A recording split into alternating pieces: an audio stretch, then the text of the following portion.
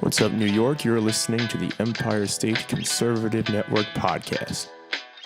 Hey guys, this next segment is brought to you by the Blackhawk Group. Blackhawk Group offers an unparalleled customer support service combined with top-level classroom installations and equipment servicing. They have years' worth of experience in this field, experience that is unmatched by competitors anywhere. Learn more about Blackhawk Group at www.blackhawkgroupllc.net. Hey everybody, welcome to the Empire State Conservative Network podcast. I'm Pete. We have Evan to my left, and down below we have our special guest who we'll be talking to. It's like the Brady Bunch up in here. But before we get into all that, first of all, to the show, welcome.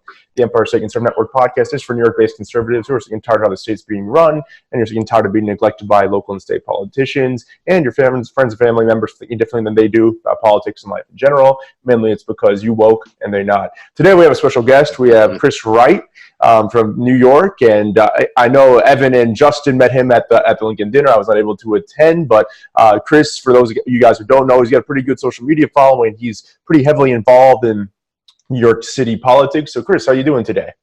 I'm doing pretty good. Hello out there. How's everybody doing out there? Thanks for listening, tuning in. Yeah, awesome. I'm doing very well. How you guys doing?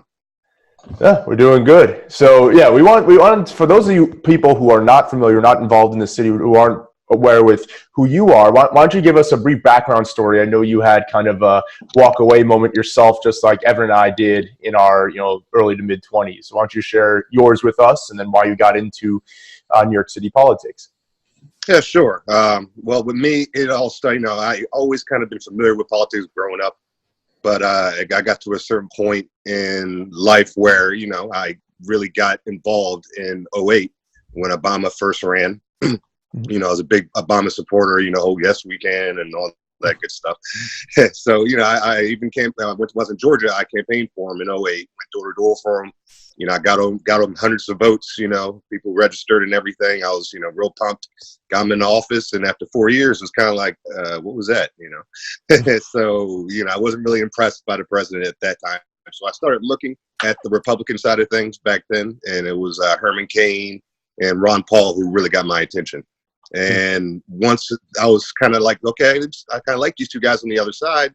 Let me kind of check them out. I saw how the media kind of manipulated the situation and ruined both those guys' chances of even getting getting through the primary. So I said, wow, the media has a pretty strong hand on politics, and I noticed it back in 2012. So in 2016, after 8 years of Obama and 8 years of division and just controversy and craziness, I, started to look at the really Republican Party, and Dr. Ben Carson got my attention. And I was like, okay, when Dr. Ben Carson ran, I was like, okay, man, I'm, going to support him. Been a long time supporter of Dr. Ben Carson. So when I came out and supported him and, really, had to get out there for him, I saw the media manipulate the situation again with the whole West Point situation and ruin his chance of winning the primary. And then Trump, as we all know, became the forerunner. And when I saw how Trump bashes the media, he got my attention. And I was just like, okay, man, like this guy is no joke, man. Like, and I always was familiar with Trump just from the business side of things, but I wasn't familiar with him, like what he was campaigning on. And when I saw he was running for and what his policies were, I had to support. So came out and supported him, went through the whole, gambit of family members and friends cutting me off, all that good stuff. And I just got to the point where I just want to get my voice out there and heard. So I ended up doing a walkway video for Brandon Strzok. And it got a lot of attention, and it got so much attention, I started a YouTube channel, Conservative in New York. And I just started doing what I do, walking talks, I call them, where I literally just walk through the city and just talk about politics going on in the city, and it's gotten a lot of attention. So after the attention, I just decided, let me get more involved into New York politics. And that's where I started, my group, the CRA, Conservative Republican Alliance, and the rest is history. So I just want to continue help the city grow in a more conservative way. And that's pretty much a little background. All right, cool. So in terms of your walkaway, obviously people can definitely, and they should look up your video. It is very compelling. But, again, for those people who are tuning into you for the first time, I know you mentioned the media and how they kind of manipulated who got the nomination, and they really bashed people, sometimes undeservedly so, or they really spotlighted things that weren't as bad as they may have turned out to look in the media's eyes. Definitely. Was that the number one thing, or was there something else that really kind of dissuade you? Because I voted for Obama twice, so you did it once, I did it twice. So No. I voted for Obama twice. I you did? Obama Okay. twice because the second time I didn't finish this. I didn't go into further detail with the first thing with Hurricane Kane and Ron Paul. Once those guys fell off from the primaries on the Republican side, I didn't vote. I was going to vote for Mitt Romney, and put it that way. So I was like, all right, I'm just going to vote Obama again, I guess. So I ended up voting for Obama twice. So, it was, but it was not just that. I mean, the media, I was looking at, but it was the Democratic Party in general, man. Like, they weren't really bringing any policies or any that really could bring change, man. Like, when I was younger, more naive, when I actually wanted universal health care, I thought Obama was going to get in there and, be the one to get that done, and we at one point, he had the House, the Senate, his presidency, and he gave us Obamacare. And Obamacare was horrific. And not to mention, he lied to America with Obamacare when he said, you can keep your doctors. I got friends and family who lost their doctors after Obamacare became law. So I'm like, man, this guy, not only did he tell the truth about keeping his campaign promise and getting universal health care, he gave us something that's actually messing Americans' lives up, like, seriously. So I was just like, that was like the first strike when it came to Obama and me. And I was just like, man, this guy, he might be more divisive than he's, doing, more worse, bad than good that he's come through for the country. So that was and it's amazing because Obama wasn't a long-term politician. So he wasn't one of these entrenched people where you're like, okay, he's playing the game. Everyone's like, oh my God, this new up-and-comer. He just came into the scene. Let's get him. He's going to change everything. And he acted like the rest of them do. He didn't do anything he said he was going to do. He spouted a whole bunch of nonsense. And he's continuing to push the same propaganda bullshit. And they don't even admit that they lied. They still don't admit that Obamacare is an abject failure. They're like, no, you don't understand. All the people getting coverage. I got rid of my health insurance when they made me get Obamacare. I chose to not have health insurance. I was like, I'm not doing this. It's $400 a month, and I never go to the doctor. This is absolutely insane. Yeah, exactly. And it was ripping people off. I paid $600 at the end of the year for 2 years because I didn't have health insurance. And they were like, in the year, like, oh, you don't have health insurance? Well, we're taxing you. And I'm like, $600 they slapped me with. And I'm like, I'm already getting nothing, a single male and, no kids. So I already get some chump change. And now you're taking half my chump change. And but it's you're better off paying the tax penalty than paying these ridiculous premiums. It wasn't affordable. It was a lie. The Affordable Care Act, with the one thing it was supposed to be, was affordable. And it wasn't. It's insane. And people are like, well, it was a good idea. No, it was a bad idea. The government a million times. Real, man. The government can't run the federal prison system. How are they going to run the healthcare system? Exactly, man. And what kills me, man, is with the Democrats, what happens when they're wrong and it's something they lie to the public and it's a failure, is they just blame the Republicans. Their lie, man. Yeah. And it's like, you guys are the worst. And that's why, and that's what I kept. And see, when I saw it, when I was a Democrat, man, because at one point I was Che Guevara shirt wearing, far leftist, as like, hey, man, let's really change the world kind of guy when I was young and naive. And, when I saw these things and I saw them, repeatedly happen, the lies, articulate lies, I said, I'm not going to be a part of this, man. And I separated myself. And when I see people on the left and when they do the doubling down, I'm like, who are you really benefiting? You're really, this is not helping anybody out. Like, why are you lying for? Like, just be honest, because we're trying to move things forward as a country. So you got to be honest with what's going on and you got to admit when you're wrong. And they just, Red Obama was like the king of it, just always coming out and, changing his words around to not look like the bad guy in the situation. And he was very good at it, unfortunately. Yeah, but that's a big problem with the left is that they have to lie because if they didn't lie, no one would vote for them because they never fix an issue. Their solution to every issue is higher taxes. Let's throw money at it. And don't worry, we're the government. We know what we're doing. But you haven't known what you're doing for the last 50, 60 years. So why should we believe you? So they have to lie. They have to blame somebody else. They have to say, no, this is working. In reality, their policies are ridiculous. Government is extremely ineffective. The more people you have with their hands in the pot, the less effective you are. The most ineffective government body in the world is the United Nations. Why? Because it encompasses almost the entire world. It's insane that anyone would vote for bigger government. Anyone would trust the government to know what's best for them. I mean, and if you need to look anywhere where government has their hands involved, or if they run something, look how ineffective it is, man. I mean, look at we talked about the VA yesterday. Oh my goodness, the VA. And I was talking about the VA with a friend of mine yesterday who's a veteran, and he was just telling me how horrific it is and how the hospitals are always a distance away, and they don't have the best care, and it's just all these issues he has to deal with.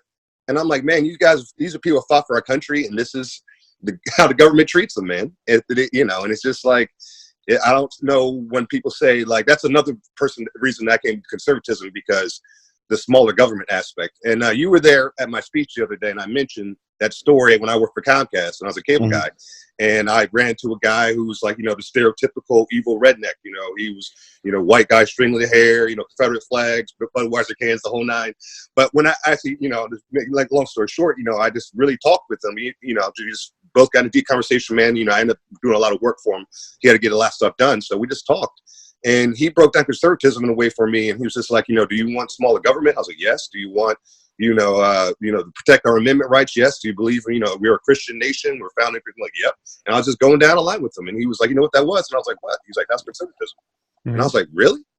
And I was like, wow, man, like, that's what I represent. Like, that's who I am. That's who my dad is. And it's like, how in the world why are we Democrats? Especially in the black community, 95, 96% vote Democrat.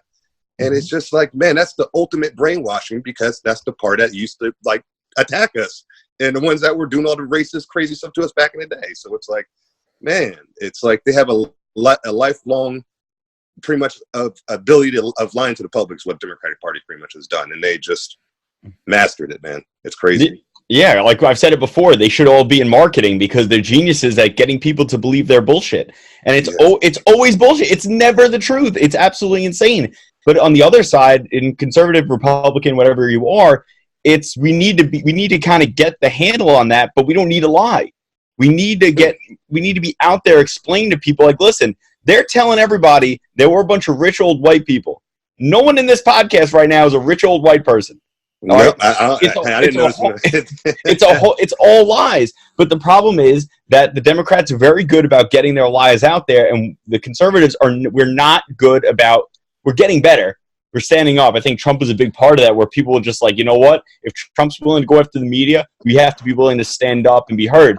But there's a long fight ahead of us in order to take this country back and get it back to where it needs to be. I totally agree with you, man. And that's the whole rhino system on the Republican side that we, especially as young conservatives, like, physically and mentally got to push that out of the way, man. And we got to get our message heard. And somebody who, to me, was a master at doing that got my attention, like, that really, like, woke me up to, like, the official, okay, I've been officially red-pilled, was Dinesh D'Souza, man. Yeah, he's excellent. Man, amazing, bro. I saw Hillary's America, and I'm going to be honest with you, man. It brought me to tears at the end of the movie, man, because it, like, literally showed me the whole history of the Democratic Party. And then he's, like, pretty much telling me, like, this is who attacked your ancestors.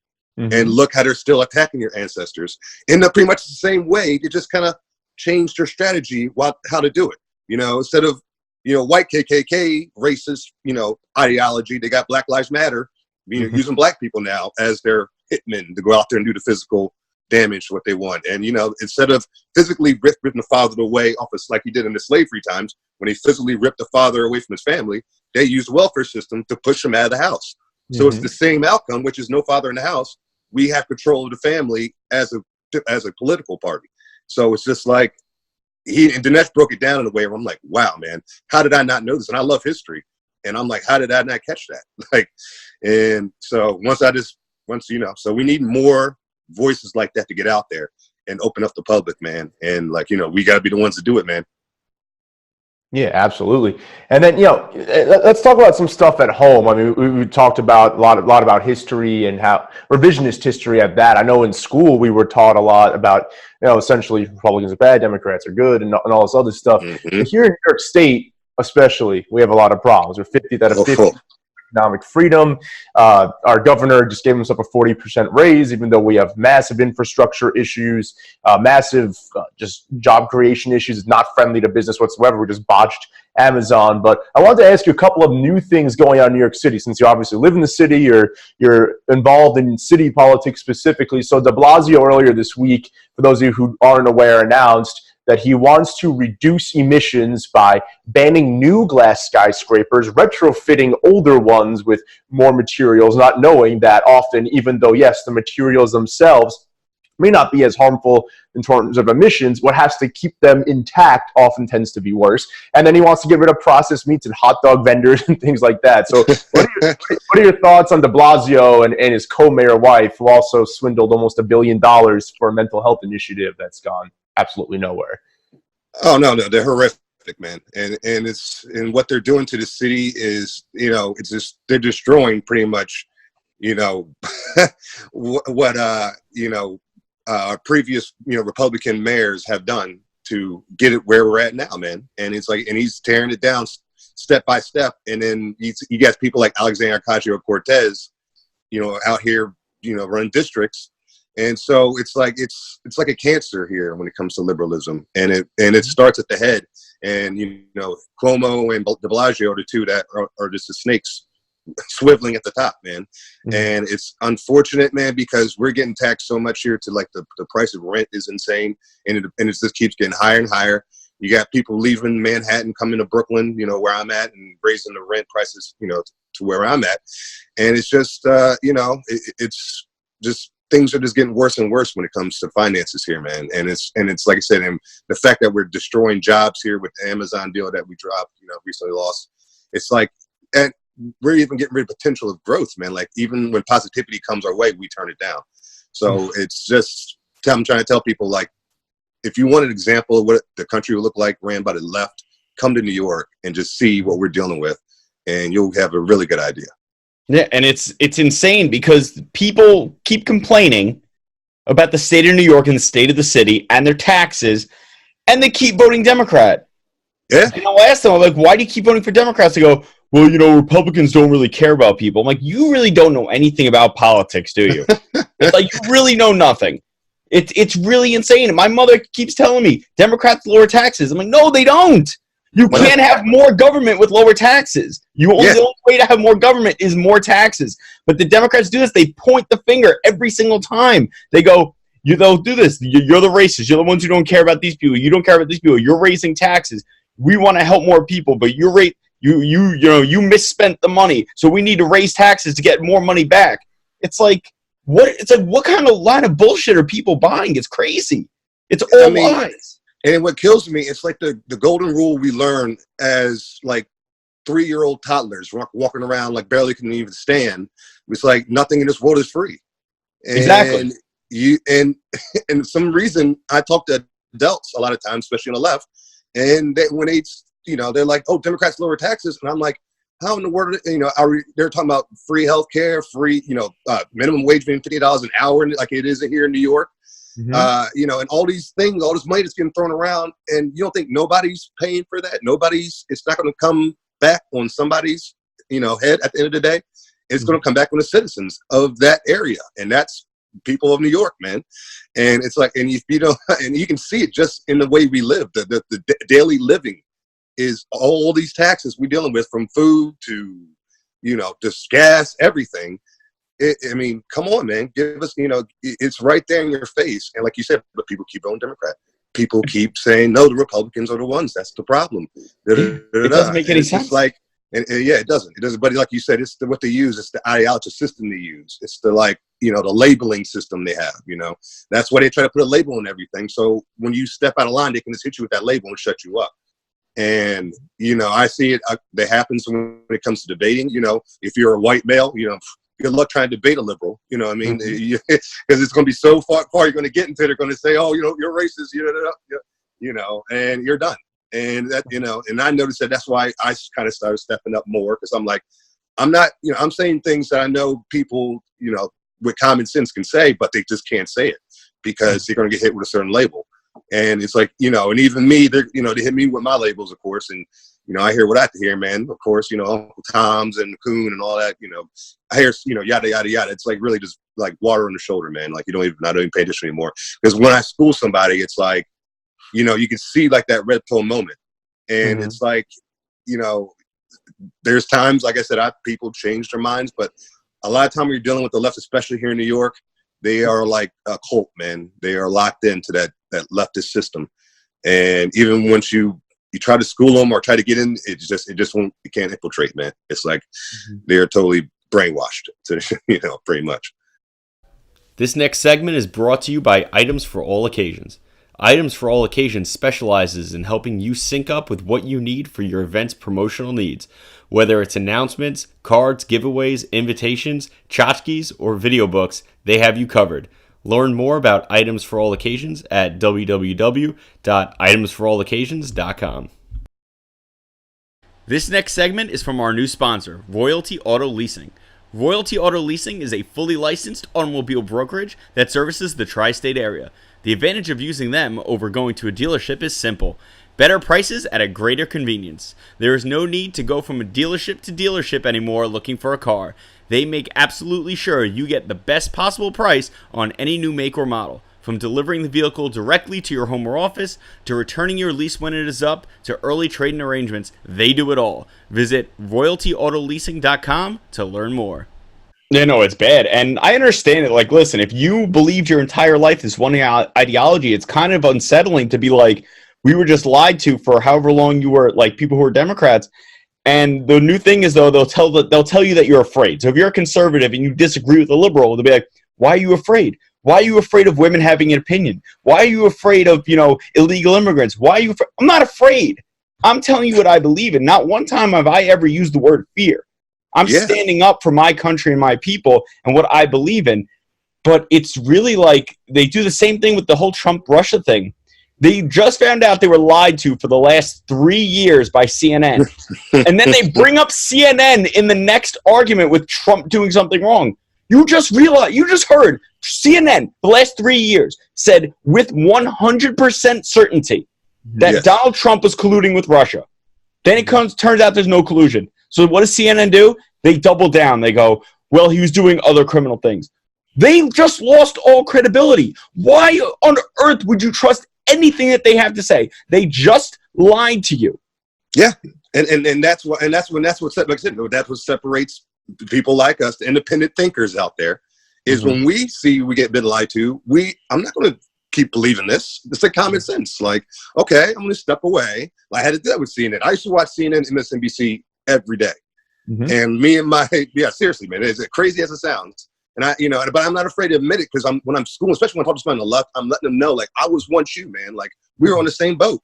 Like, I got in an argument with my best friend in his kitchen in front of his family, because he started thinking more conservative before I did.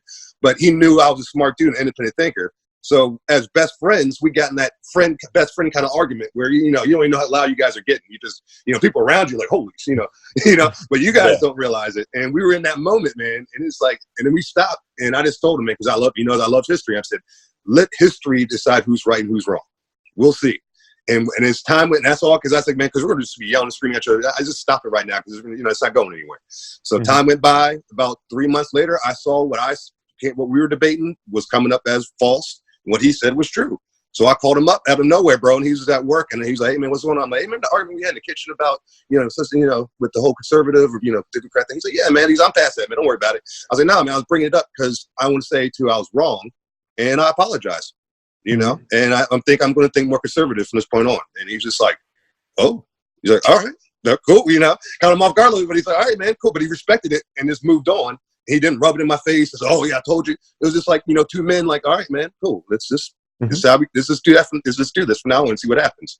And that's, that's weird. If like a moment in my life where I kind of made that switch, because I didn't double down. I'm not going to double down, because it's not about doubling down. It's not about, oh, my party won and your party lost. It's about the truth. Like when I was young, wearing Che Guevara shirts, walking around talking about, the start of Cuba and all that, their whole communist, I was thinking in my head I was right. And I'm telling you the truth. This is because it was history. It happened. So I'm like thinking like, this is the truth. I'm telling you the truth. I'm trying to spread the truth. It was always about the truth. And I just, when I got more older and I started thinking more conservatively, I realized, this is why I guess people become conservatives usually when they get older, because you just realize it's more of the truth. Yeah, and you brought up that good point that he didn't rub it in your face. And I brought this up when the Mueller report came out. All the women that I work with, they were all like, why aren't you gloating? Like, I'd be gloating so hard that there's no collusion. I'm like, I knew I was right. There's no reason for me to gloat. This wasn't like, it's not like we played a game of one-on-one and I might lose and I beat you and now I get to rub it in your face. Like, I already knew that this was a ridiculous story. For me, this is 3 years ago I knew this was BS. You're the one who's just finding out you were lied to by everybody for the last 3 years. I already knew this. I don't need to gloat. Yeah. I have a president in the White House who actually cares about this country as opposed to the people that you're trying to put in there. It's like, I have already won. I don't need to brag. Right, exactly. And me winning, you're winning as well, even though we're totally opposite because this guy's doing such a great job and is building our economy and you're part of it since you're an American citizen, you're getting credit as well. And and that's another thing, like I said, like whole thing, like I said, we said how he didn't run to people's faces, man. Like, when I was talking to a guy like a while back, man, like when I was younger and I was a Democrat, man, when I would debate conservatives, they would never, they would like just be excited that I'm young and in politics. They're like, wow, you're young and you're interested in politics. That's cool, man. They're like, you're in the wrong, you get a little conservative and you get a little older, man, when but I'm glad you're into it, man. And compared to me being conservative now, debating Democrats, and it's just like, oh my gosh, man, they go to say the craziest stuff.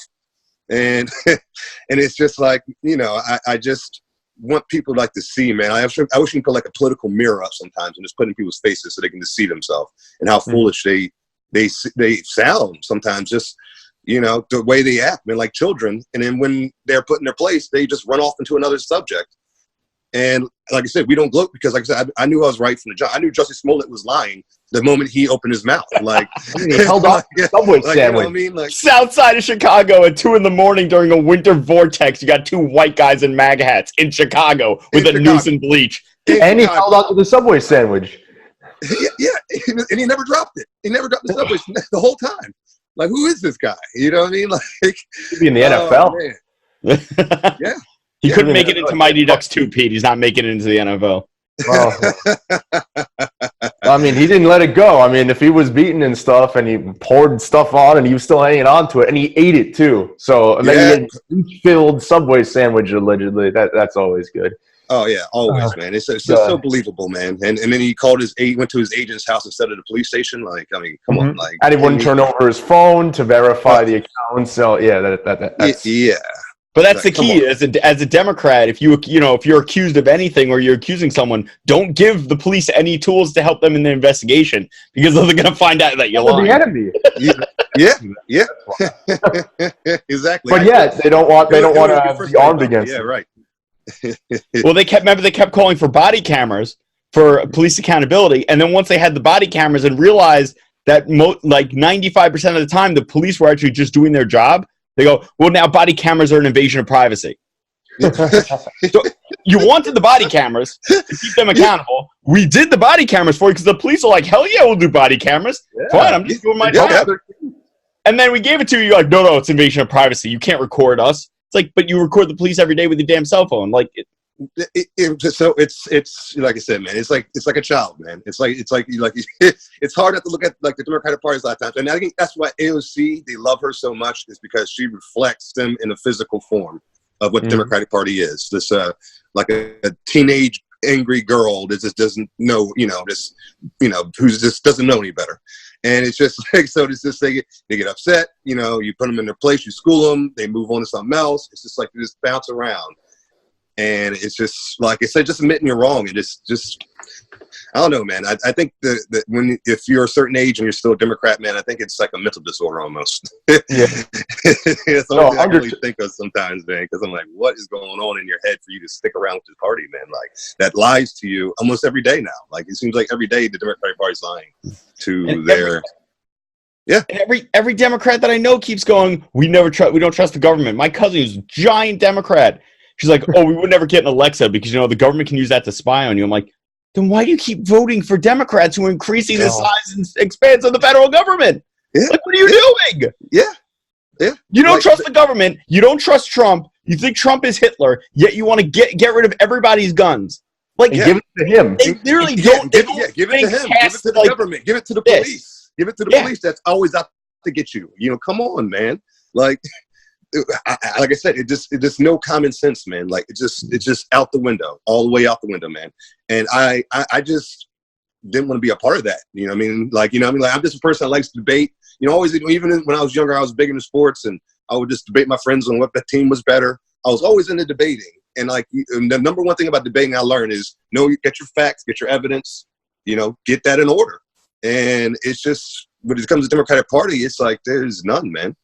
And None. it's like it's really wishy-washy with the just feelings and emotions. And if you think like that, and if you politic like that, oh my gosh, man, you are asking for a lot of trouble. And it's getting scary now with some of the politicians are throwing out there at us, man, like the LR of Omar. Or Oh God, Rashida she's the Tlaib, worst. and oh my gosh, man, They're horrible. They're horrific. If you say anything against them, you're Islamophobic. Oh yeah. No, I listen. I know plenty of people who are Muslims who were fine. Like I've worked with several people who are Muslim, got along great with them. They're great people. Don't care. I got guys that I talk to almost every day, Muslim guys that work in the stores I go to every day. I talk with them, man. Good people, man. Good family people. You know what I mean? Work hard to get they got their kids working at a young age. They're good people, man. I got no problem with it. And they've been in this country for years. So I got this issue with Muslims. I just got an issue with radical ideology. And that's in any religion. And unfortunately, within the Islam, in the Middle East, it's covered with the people with that kind of mentality, man.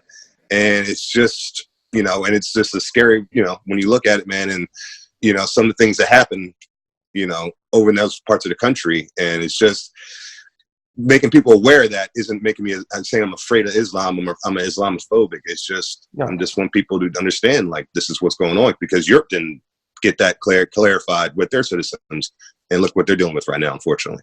Yeah, but that's what they do. It's the same thing. They tell you that you're afraid if you disagree with their standpoint. And you brought up any type of radical ideologies. It's not even in religion anymore. Now it is literally the whole viewpoint of the Democratic Party. That is their entire platform now, which is why the Democrats are trying to stop Joe Biden from getting the nomination. He's the only one who has even a remote chance of competing. It's ridiculous. And the only reason they want to get rid of Joe, not because he's touchy-feely, it's because he's a white male. Yeah, he's an old white guy, so we can't have him. that's their beef, man. The other thing, they're like, oh yeah, him, smelling hair, who cares? That's not important. But yeah, him being a white male, oh, now that's the problem. We can't have that. And it's just like, then Bernie Sanders just sneaks through the back door while this is all going on. I'm like, isn't he an old? I don't know. So it's like I sit back and watch him sometimes, and it just hurts my head. And I'm like, that's why I attack, and it hurts my head to even imagine me still being a Democrat. Like, I couldn't even, like, how would that even be possible for me, like, right now? How much lying would I have to do to, like, people and myself? You have to lie to yourself. Oh my gosh, bro! Like, you have to lie to yourself, and it's just like, man, and it's just so funny, man. Because I've luckily throughout the years, man, I was able to red pill a couple of my close friends that I grew up with. I grew up in Maryland, which is just as blue as New York, man. And I had friends that were like Bernie Sanders supporters, and like they just saw on Facebook just how determined I was with like Trump, and they're like, man, what? At first they're like, what is going on? Like, why is he so adamant about this? Because I was listening to what Hillary was talking about. And I was like, this woman is going to destroy the world, man. And I'm not saying that on some, oh my gosh, Trump, he's a racist, Hitler, that kind of way of thinking. I'm saying she was telling you she was going to go to war with Russia. And pretty much, and she wasn't too fond of North Korea. And I'm like, if she would have started issues in those parts of the world, that would have started World War III. And World War III is more likely going to be nuclear if it gets there, man. So it's like, she was telling you, like, yeah, I'm going to get in there and do this. And she was talking about attacking alternative news and coming after the guns, and just, I'm like, she is setting up destruction. And like, we cannot have her be president of the United States, man. We can't be Madam President, And it's just, and one of my friends saw how adamant I was, man. Like they got to the point where they just like start listening, and when they did, and they started researching, like they would message me like, all right, man, yeah, I see what you're coming from, man. Like, the ones that were the logical thinkers, they had to be independent mind. Man. If you got independent mind, it works. Because you're just like, okay, that sounds like the truth. I'm going to roll with it. But as we both do, being in New York, especially, there's people out there that just refuse to let that part of their brain like open up and be that independence to come out, man. They just have to be. That's the cultic behavior I see. I think from the left sometimes, man. Like that's to me, like you start getting to that cult level where I'm just going to blindly go here. How about that? I'm just going to do it. And you're just like, okay, good luck with that. Well, part of that is that New York stubbornness. You never want to admit when you're wrong. I mean, technically, Peter and I, what was it, I think it was 9th or 10th grade, Pete, when we had Miss Hennessy, and I got in a debate with a girl who I agreed with initially. I agreed with her point, but she was so annoying about it that I was like, you know what? I'm going to debate the other side. and I won because I got her to just like stop and freeze. And I'm like, how? Like, I agreed with you. I completely just took whatever was in this book and just spun it to the other side, and I got you to shut your mouth. Like, how terrible is that you don't even have enough conviction to just stand up and just be like, you're wrong. She literally just froze. It's crazy, but it's part of that stubbornness. You don't want to believe that you were wrong. You don't want to believe that you were lied to think that everything you believed for the last 15, 20 years was all a bunch of nonsense. It was all propaganda. It's very, very difficult. Yeah, and not only sometimes, a lot of times, especially in the Black community, like my family, me personally, it's like not only you and your years in this life, but then your parents and your grandparents. And you start thinking about your family members and family reunions, and you're like, I can't believe my aunts, my uncles, all of them. And so you really got to step back and say, wow.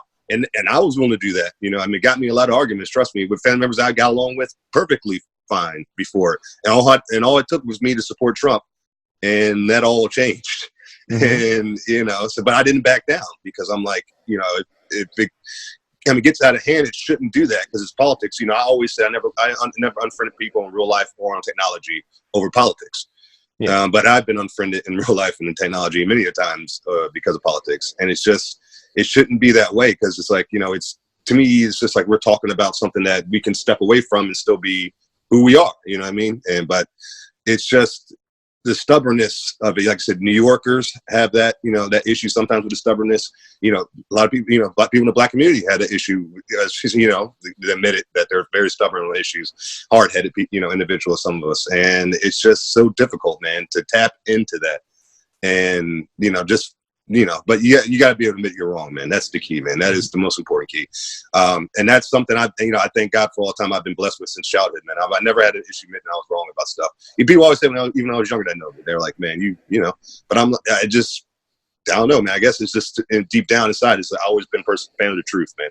So it's just like, in the times where I really think I'm right, and I'll get kind of, we'll debate, argue, get a little, but even when those times come and it slaps me in the face with the truth, I'd be like, man, all right, I'm a little embarrassed, but all right, man, you're right. Let's move on, and I see it as growth, man. And it's like, you become a better person once you do that.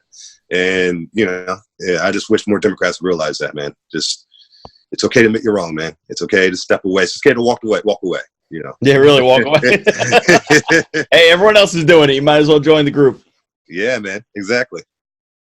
I mean, that's an element too. I mean, to look at it from a slightly different perspective is, and Evan, I've talked about this when we've had like pro-life people on and stuff about responsibility. And that's something that I'm finding that a lot of people who are, either in the center or right of center, they tend to have that where they're willing, like you said, you've always been willing to accept when you're wrong, accept your failures, your misgivings, and learn from it and reshape yourself. And a lot of them on the left are not willing to do that. They will refuse to take responsibility, refuse to look at things from a different perspective. And I feel that, if this country or if the state continues to fall into the wrong hands, that it can really, really precipitously free fall and spiral out of control and fast. I mean, you're 100% right about your perspective on what Hillary would have been had she gotten elected. So one last thing before we head out. So obviously, the 2020 presidential campaigns are in full swing. Joe Biden just entered the race, and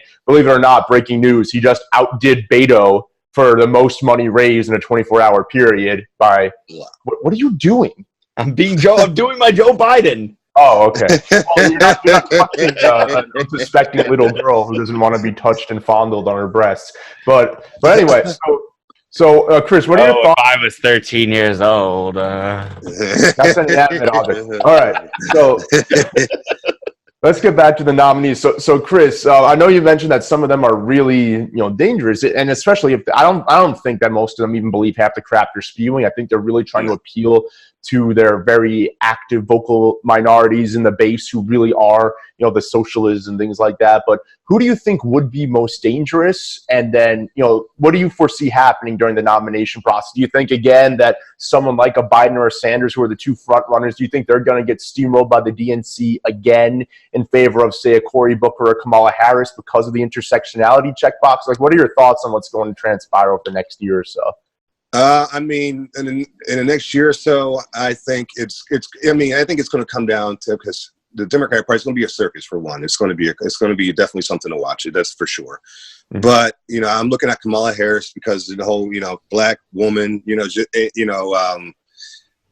Even the gentleman, I forgot his last name, Pete, I believe his first name is Buttigieg. Yeah, Buttigieg. I think, and it's all because I'm only saying these names because it boils down to like who's higher on the chart of ideology. Like okay, oh, you're a black woman. Well, I'm a gay male. So it's just, and those candidates are the ones to look at for those reasons. But other than that, I think Biden's going to, when he runs, I think he's going to be just the one that has the most base, the most following, him and Bernie Sanders, man. That's going to be, I hate them, I love them. They're going to be the ones with the I think the biggest following from the Democratic side of things. One from the more socialist side, and one for the more traditional Democrat perspective. But I feel those are going to be the two ones, and one of them, and that's the question, if they're going to steamroll Bernie again. But if they don't, I think it's going to be those two. And I mean, to be honest, I don't see them being a threat. I see them having some following. I see them making some noise. I see them, debates being something to watch between them and President Trump, of course. But at the end of the day, I think 2020 is going to be a landslide for the president. And, I think 2024 is when the Democrats are going to they're going to throw everything they have out there because, they're at that moment, their ultimate enemy will be gone officially, and since they couldn't get rid of him, he has to have his 8 years. Then I think they're going to throw all their cards out there, man. All the socialist, transgender, upside down LGBTQRS, everything else. Like boom, here we are. We're trying to change the nation now, and I think that's 2024. I'll be honest with you, 2020 to me, I don't see them changing enough minds, especially no minds on the right, on the conservative side. And the independent voters, man, I mean, come on, man. I talk to a lot of them often. They are impressed by what we're doing, like what we're doing here at the podcast. The people that are just independent thinkers, man, they see this and they're watching this and they're like, okay, I don't even really care about this, but these guys sound like they make sense, And the other side is out, screaming and blocking the road and, with signs, with wearing pussy hats and whatever, all that stuff. And it's like, it's just whose side you're going to be on. And the candidates who are running in 2020 reflect that in their own ways. Nobody has policies, man. Like nobody on the left, other than Bernie's crazy socialist policies. Nobody, nobody's coming with anything to the table, man. So it's like we're not Trump is not going to work anymore. So, I think the one thing that could be very beneficial though about 2020, especially if what Peter and I have predicted, if Trump wins the popular vote, especially if he wins by a lot, is that it might actually force the Democrats to bring somebody to the table who is actually more moderate than the people who are currently in their standing. Because they'll realize that if he wins the popular vote, that if they want to get someone elected, they actually have to come back towards the middle. Because if they really think that Trump is bringing people to the right, then they are going to have to, because if they want to grab the independents, they have to come back towards the middle. That's the biggest problem. They lost so many people because they pushed so far to the left. That's what happened to me. I was always a moderate. I was a registered Democrat. I was always a moderate. I was never a super leftist. But the second they started pushing to the left, I started going the opposite way. So if they lose the popular vote, I think it might actually bring the establishment Democrats back a little bit towards the center. That's a really good thing, man. That's a good thought, man. I never really looked at it like that. And I really, honestly, I hope that happens. Because, I've been, deep down, I want the Democratic Party to be more moderate, man, than the way they're acting. I know I'm never going to be a Democrat ever again. That's just after this whole debacle, I don't see myself ever going back to the party in any way, shape, or form. But I would like to see them on a more moderate level because, it'll benefit the country. That's because they are technically the other choice that we only have right now, other than Democrat, Republican. So it's just. I hope they do decide to go more moderate if they lose a popular vote, like you said, with Trump. And it's looking like Trump might pull that out because, he's getting, if you look at his popular, where he is popularity wise right now, his numbers are impressive and he's doing even better than, he's doing better than Obama was doing at this time when it comes to that. So it's a good possibility that he could, pull that out. And I really hope he does, because that will also just put more egg on their face, man, and really shut down the other, one of the only few arguments left other than Russia hoax was like the biggest one they had. But down at the popular vote, they had that argument removed. It's like, now what? What are you going to say now? You can't. The people are showing you obviously what they want, and it's President Trump, man. Yeah, no, I agree. I think right now, and I think you touched on it earlier, it's electability in the form of, Biden and Sanders, who are the two clear front runners, just if you're going by popularity and whatnot, versus ideology. And the ideology is far too radical for the vast majority of Americans. They actually just came out with a study last year where between 70 and 80% of the American public, when you take out partisan words like conservative, liberal, Republican, Democrat, and you just ask them, what are your thoughts on immigration? What are your thoughts on healthcare? What are your thoughts on education?